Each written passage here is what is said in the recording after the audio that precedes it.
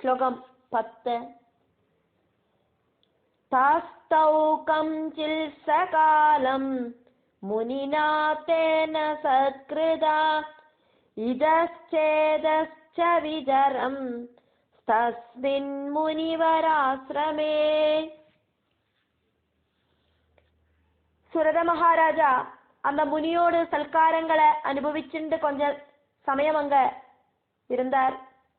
அதுக்கப்புறமா ஆசிரமத்துல நிறைய ஆச்சரியங்களை பார்த்துட்டு பல இடத்துலயுமா அவர் இப்படி நடந்தார்.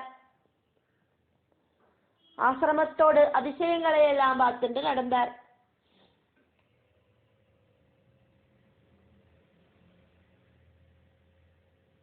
தஸ்தௌ கம்சித் சஹ காலம்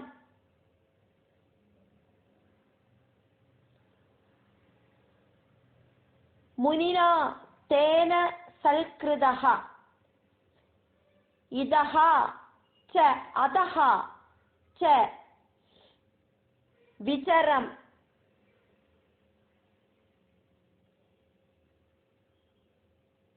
தஸ்மின் முனிவர ஆசிரமே. தஸ்தௌ கம்சில் சகாலம் முனினா தேன சத்கிருதா இதச்சேதஸ்ச விசரம் தஸ்மின் முனிவராஸ்ரமே. ஒரு சில புக்ல தஸ்தௌ சகிஞ்சித் காலம் தோ முனினா தேன சத்கிருதா இதச்சேதஸ்ச விசரம் தஸ்மின் முனிவராஸ்ரமே இப்படின்னு இருக்கு. அர்த்தம் எல்லாம் ஒண்ணுதான்.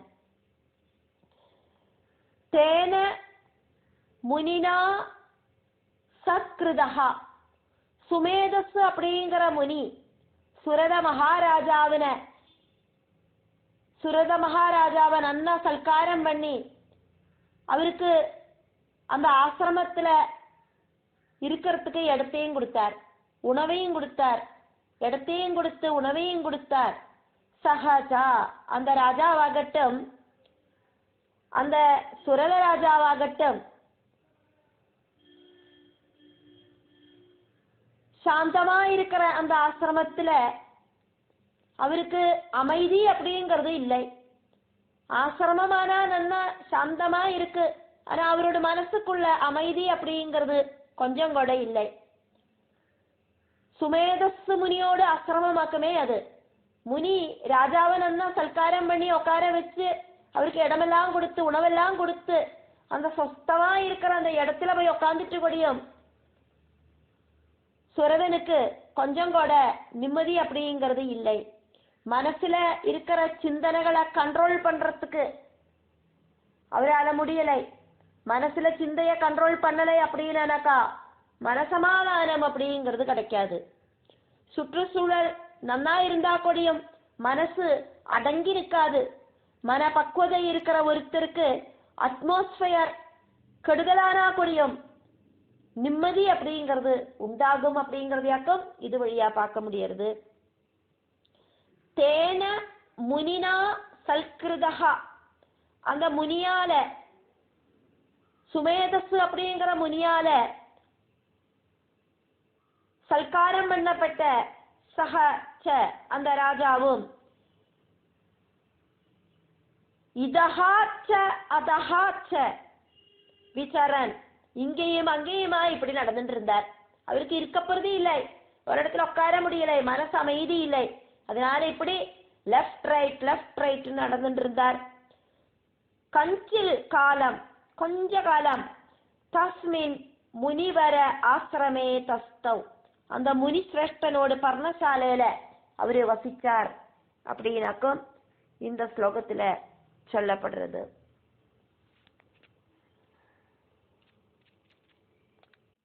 ஸ்லோகம் 11. சோசிந்தயத்ததா தத்ர மமத்வாகிருஷ்டசேதனா மத்பூர்வை பாலிதம் பூர்வம் மயாஹீனம் புரம் ஹிதஸ் மத்பிருத் मद्भृत्यैस्तैरसद्वृत्तैर् धर्मदः पाल्यते न वा सः अचिन्तयद् तदा तत्र ममत्व आगृष्टचेतनः मत्पूर्वैः पालितं पूर्वं मया हीनं पुरं हि तद् मद्भृत्यैः तैः असद्वृत्तैः धर्मदः पाल्यते न वा सोचिन्तयत्तदा तत्र ममत्वाकृष्टचेतना मत्पूर्वै पालितं पूर्वं मया हीनं पुरं हि तत् मद्भृत्यैस्तैरसद्वृत्तैर्धर्मदः पाल्यते न वा தத்ர அந்த ஆசிரமத்துல சஹ அந்த ராஜா என்னவாக்கும் சிந்தனை பண்ணினார் அப்படிங்கறத இங்க சொல்லப்படுறது. ததா அப்போது அங்க இப்படி அப்புறக்கும் இப்புறக்கும் நடந்துட்டு இருந்த போது அந்த ஆசிரமத்துல அந்த ராஜா என்னவாக்கும் சிந்தனை பண்ணினார் அப்படிங்கிறது இங்க சொல்லப்படுறது. போன ஸ்லோகத்துல பார்த்தோம், இதுக்கு முன்னாடி ஸ்லோகத்துல ராஜாவோட மனசு அப்படிங்கிறது ரொம்ப ரொம்ப கலங்கி மறைஞ்சுட்டு கிடந்தது. அவருக்கு சொஸ்தமான அந்த ஆசிரமத்துக்கு வந்துட்டு கொடியும் சுமேதஸ் அப்படிங்கிற முனியோடு ஆசிரமத்துக்கு வந்துட்டு கொடியும் சுரத ராஜாவுக்கு கொஞ்சம் கூட மனசுஸ்ததை இருக்கலை. அப்போ அந்த மனச அலட்டற விஷயம் என்னவாக்கும் அப்படிங்கறதையாக்கும் இந்த ஸ்லோகத்தில் சொல்லப்பட்டது. மமத்துவ ஆகிருஷ்ட சேதனஹா மமதாபந்தத்தினால, மமதாபந்தம் அப்படின்னா என்னோடது எனக்கு அப்படிங்கிற ஆசக்தியினால, எனக்கு விருப்பமானவா என்ன விரும்பினவா இப்படியெல்லாம் நினைச்சுண்டு இப்படி இருக்கிற சிந்தனையால எல்லாம் அவரு அஜிந்தயது சிந்தனை பண்ணினார். அவர் என்னவாக்கும் சிந்தனை பண்ணினார் அப்படிங்கிறத சொல்லப்படுறது. பூர்வம் மத் பூர்வைஹி பாலிதம்,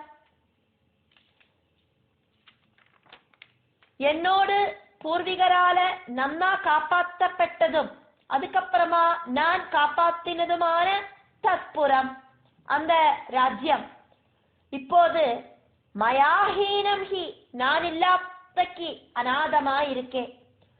தது அங்க அந்த ராஜ்யம் என்னோட அந்த புறம் மத் விருத்தியைஹி என்னோட விருத்திய ஜனங்கள், அதாவது மந்திரி சேனாதிபதி இவாள் எல்லாம் முன்னால ரொம்ப நல்லவாளாயிருந்தா, ஆனா இப்போ அவ அசத்விருத்தேகி ரொம்ப துஷிச்சவர்களாயிருக்கா. அந்த புறத்துல இப்ப நான் இல்லையே, இத்தனை காலம் வாழ்ந்த இடத்துல எனக்கு இருக்க முடியலை. அந்த ராஜ்யத்தை விட்டுண்டு அந்த பதவியெல்லாம் போயிட்டு நான் இப்பதான் இந்த ஆசிரமத்துல வந்து நிக்கிறேன். இருந்தா கூட அவளெல்லாம் எப்படி இருக்காளோ அப்படின்னு எனக்கு யோசனை வருது. இப்ப ராஜாவா நான் அங்க இல்லாததுனால என்னோட பிரஜைகள் எல்லாம் கஷ்டப்படுறாளோ அப்படின்னு யோசனை பண்றார்.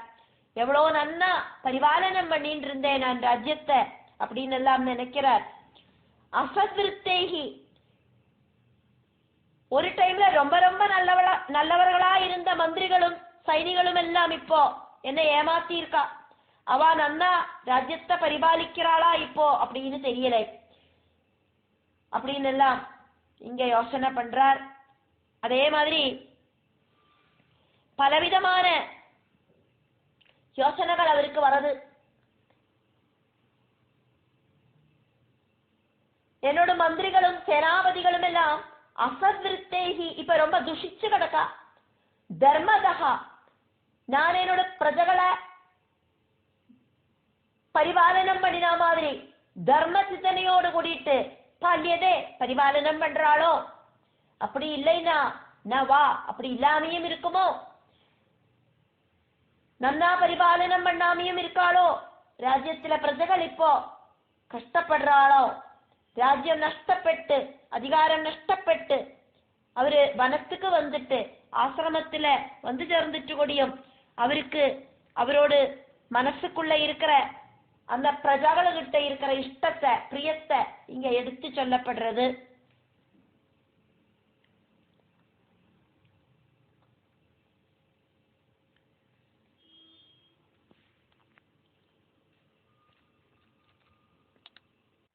ശ്ലോകം 12.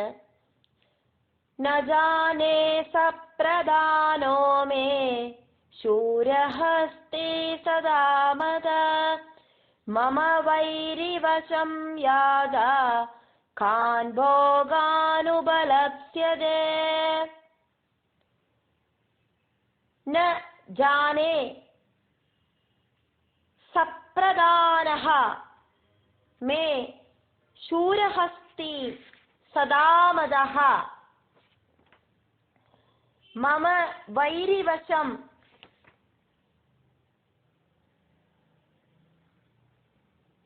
യാദഃ കാൻ ഭോഗാൻ ഉപലപ്സ്യതേ.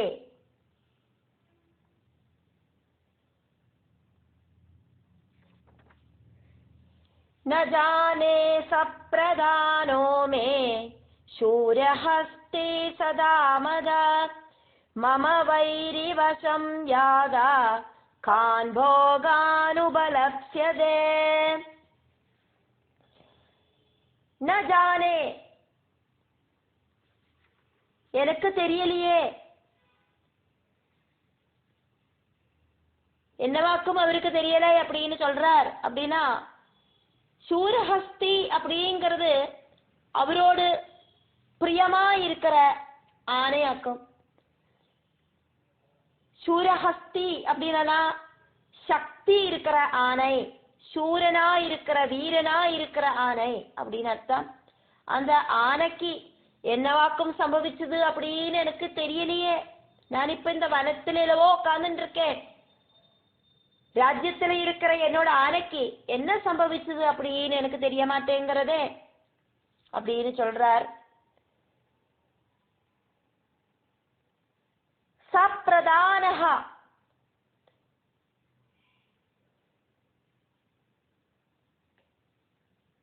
പ്രധാനനോട് കൂടിയവൻ அப்படின்னு அர்த்தம். മുഖ്യനോട് കൂടിനവൻ அப்படின்னு அர்த்தம். പ്രധാനനോട് കൂടിനവൻ அப்படின்னு அர்த்தம். സപ്രധാനഃ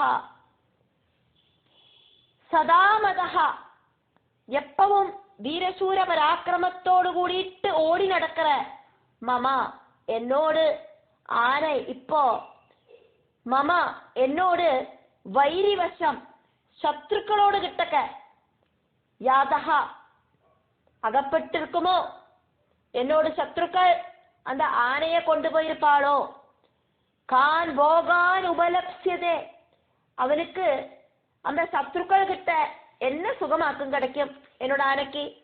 என்னோட ஆணை இப்போ பட்டினி ஆக்குமோ அப்படின்னாக்கும் அவர் சிந்திக்கிறார். நான் இருக்கிறத அந்த ஆணைக்கு எந்த விதமான குறவும் இல்லாதக்கு நான் பார்த்துட்டு இருந்தேன். இப்போ அந்த ஆணை நான் இல்லாதக்கு என்னெல்லாம் சங்கடங்களை அனுபவிக்கிறதோ என்னமோ. ராஜ்யத்தையும் ராஜ்யத்தில் இருக்கிற பிரஜகளையும் ஆணைய கொடியும் அவரு சிந்திக்கிறார். அவரோட மனசுல இருக்கிற அந்த அட்டாச்மெண்ட் போக மாட்டேங்கிறது. அதனாலேயே அவரு பலரும் சிந்திச்சு துக்கிக்கிறார் அப்படிங்கிறதையாக்கும் இங்க நம்ம பார்க்கிறோம். ஸ்லோகம் 13. ஏ மமானுகதா நித்யம் பிரசாததன போஜனைः அனுவிருத்திம் த்ருவம் தேத்ய குர்வந்த்யன்யமஹீப்ருதா. ஏ மம அனுகதா நித்யம் பிரசாத தனபோஜனைः அனுவிருத்திம் த்ருவம் தே அத்ய குர்வந்தி அன்ய மஹீப்ருதாம். ஏ மமானுகதா நித்யம் பிரசாததன போஜனைः அனுவிருத்திம் த்ருவம் தேத்ய குர்வந்த்யன்ய மஹீப்ருதாம்.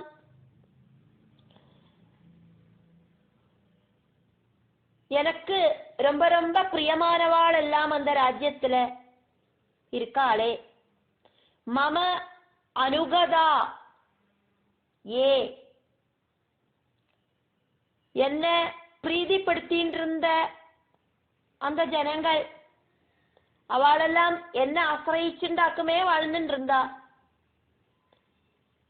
നിത്യം ഡെയിലി പ്രസാദ ധനം ഭോജനൈഹി എന്നെ പ്രീതിപ്പെടുത്തിന. അതേമാതിരി இந்த ஜனங்களெல்லாம் எனக்கு நிறைய நிறைய ஜனங்களெல்லாம் கொண்டு வந்து தந்தா. பக்கத்து ராஜ்யத்தில் இருக்கிற ராஜாக்கள் எல்லாம் எனக்கு சக்கரவர்த்தியா இருக்கிற எனக்கு கப்பம் தந்தா. அதே மாதிரி அவ எனக்கு நிறைய நிறைய சல்காரம் போஜனைகி சல்காரம் எல்லாம் பண்ணினா. அதே மாதிரி நானும் அவளுக்கு பலதும் சம்மானமாயி கொடுத்தேன். பல பல பதவிகள் அவளுக்கெல்லாம் கொடுத்திருந்தேன். தே அத்யா அவ இப்போ അന്യമഹീഭൃതാം അന്യരാജാക്കളോട് അനുവൃത്തിം കുർവന്തി சேவைய செய்யறாளாயிருக்கும். குத்ருவம் அது நிச்சயம்தான் அப்படின்னு ராஜா இங்க யோசனை பண்றார். எனக்கு பிரியமான ராஜ்யம் போச்சு, எனக்கு பிரியமான ஆனைக்கு இப்ப என்ன நிலைமை அப்படின்னு தெரியல. அதே மாதிரி எனக்கு பிரியமான ஜனங்கள், அதே மாதிரி பிரியமான பக்கத்து ராஜ்யத்துல இருக்கிற சின்ன சின்ன நாட்டு ராஜாக்கள், இவாளோட கதி எல்லாம் இப்ப என்ன ஆச்சுன்னே தெரியலை. ஸ்லோகம் 14. மம பார்யாவராரோஹ புத்ரச்சாதீவ சோபனா சத்மானி ஸ்வர்க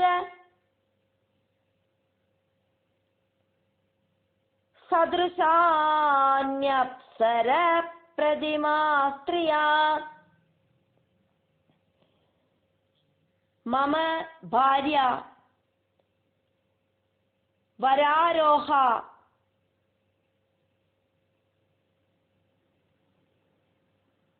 புத்ரஸ்ச அதீவ சோபனஹ சத்மானி ஸ்வர்க சதுருஷான் அப்சரஹ பிரதிமாஹ ஸ்திரியஹ.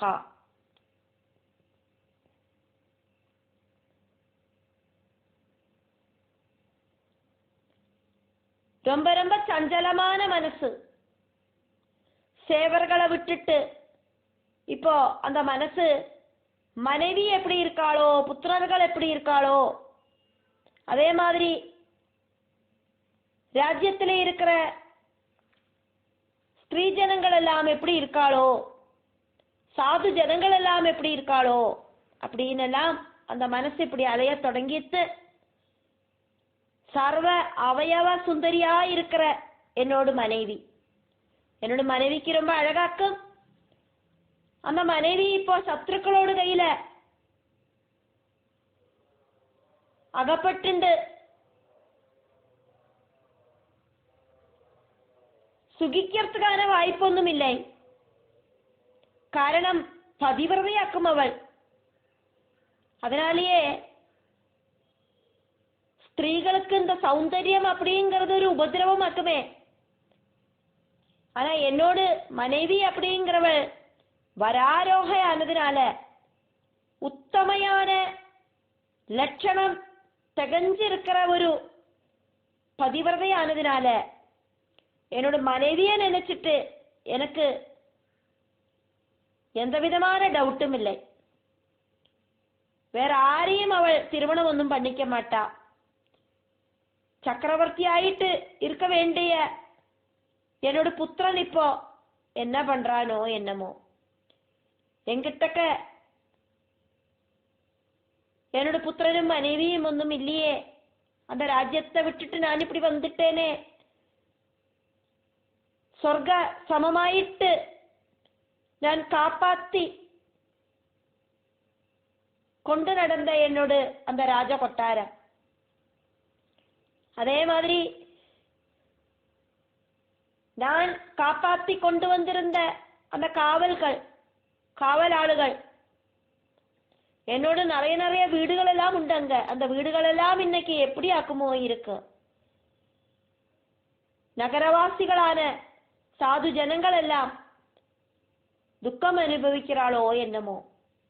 இப்படியெல்லாம் சுரவராஜா நினைச்சு சங்கடப்படுறார். ஸ்லோகம் 15. அசம்யக் வ்யயசீலைஸ்தை குர்வல்பி சததம் வ்யயம் சஞ்சிதசோதி துக்கேன க்ஷயம் கோஷோ கமிஷ்யதி. அசம்யக் வ்யயசீலைஹி தைஹி குர்வத்பிஹி சததம் வ்யயம் சஞ்சிதஹ சஹ அதிதுக்கேன க்ஷயம் கோஷஹ கமிஷ்யதி. அசம்யக் வ்யயசீலைஸ்தை குர்வத்பி சததம் வ்யயம் சஞ்சிதசோதி துக்கேன க்ஷயம் கோஷோ கமிஷ்யதி. தைஹி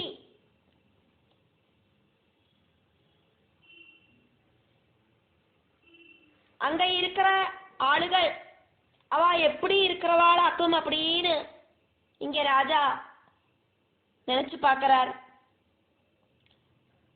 அநியாயமாயிட்டு நடக்கிறவாளாக்கும் இப்போ என்னோட ராஜ்யத்துல இருக்கிறவாள் எல்லாம். அசம்யக் வ்யயசீலைஹி வேண்டதுக்கு வேண்ட சமயத்துல எக்ஸ்பென்ஸ் பண்ணாதக்கு, தேவையில்லாத எக்ஸ்பென்ஸ் எல்லாம் பண்ணிட்டு தூர்த்தடிக்கிறவாளா இருக்கா. சமயக்காயிட்டு எக்ஸ்பென்ஸ் பண்ணாதவா அதாக்கும் இங்க அசம்யக் வ்யயசீலைஹி குர்வத்பிஹி. இப்படி அவ தேவையில்லாம எக்ஸ்பென்ஸ் பண்ணிட்டே இருக்கா. தேவைக்கான எக்ஸ்பென்ஸ் அவ பண்ண மாட்டா. தேவையில்லாத எக்ஸ்பென்ஸ் பண்ணிட்டு கஜானாவை காலி பண்ணிட்டாக்கும் இருக்கா. சஹ கோஷஹா அதி துக்கேன சஞ்சிதஹா. நான் எவ்வளவு சிரமப்பட்டு சேர்த்தி வச்ச சம்பத்தாக்கும் அங்க இருக்கிற அந்த சொத்தெல்லாம், கஜானால இருக்கிற அந்த சொத்து, கோஷம் சொன்னாக்கா சொத்து, அசட்டு, நியாயமான ரீதியில நான் சிறுக சிறுக சம்பாதிச்சு வச்சதெல்லாம், ஜனங்களோட நன்மைக்காயிட்டு நான் சூட்சிச்சு வச்ச அந்த சம்பத்தெல்லாம் அதிதுக்கேன சஞ்சிதஹா ரொம்ப சிரமப்பட்டு நான் சேர்த்தி வச்ச அந்த சொத்தெல்லாம் க்ஷயம் கமிஷ்யதி அந்த சொத்துக்கெல்லாம் ஒரு நாசம் இவாளோட தூர்த்தினால சம்பவிக்குமே அப்படின்னு ராஜா இப்போ ராஜ்யத்தோட கஜானாவை பத்தியும் நினைச்சு பார்க்கிறார்.